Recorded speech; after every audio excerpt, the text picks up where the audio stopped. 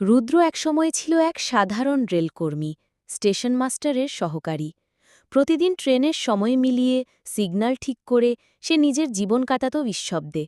তার জীবনে আলো এসেছিল যেদিন সে প্রথম দেখেছিল অনন্যাকে, একজন যাত্রী যিনি প্রতিদিন সন্ধ্যের শেষ ট্রেনে বাড়ি ফিরতেন।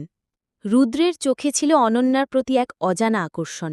সে কখনো কিছু বলেনি, শুধু প্রতিদিন সেই শেষ ট্রেনটা ঠিক সময় ছাড়ার ব্যবস্থা করত, যেন অনন্যা কখনো দেরি না করে। একদিন হঠাৎ অনন্যা এলো না। রুদ্র উদ্বিগ্ন হয়ে খোঁজ নিতে গিয়ে জানতে পারল অনন্যা এক দুর্ঘটনায় আহত হয়ে হাসপাতালে ভর্তি। সে ছুটে গেল হাসপাতালে। প্রথমবারের মতো অনন্যার সামনে দাঁড়িয়ে বলল, তুমি না এলে আমার ট্রেনটা থেমে যায়। অনন্যা হাসল, চোখে জল নিয়ে বলল, তুমি কি জানো আমি প্রতিদিন তোমার জন্যই সেই ট্রেনে উঠতাম। সেই মুহূর্তে রুদ্র বুঝল, ভালোবাসা শুধু দূর থেকে দেখা নয়, সাহস করে এগিয়ে যাওয়াও। সে নিজের চাকরি ছেড়ে দিল অনন্যার পাশে থাকার জন্য। অনন্যা সুস্থ হয়ে উঠল, আর তারা একসাথে একটা ছোট্ট লাইব্রেরি খুলল স্টেশনের পাশে, যেখানে যাত্রীরা শুধু বই পড়তে নয়, ভালোবাসার গল্প শুনতে আসে।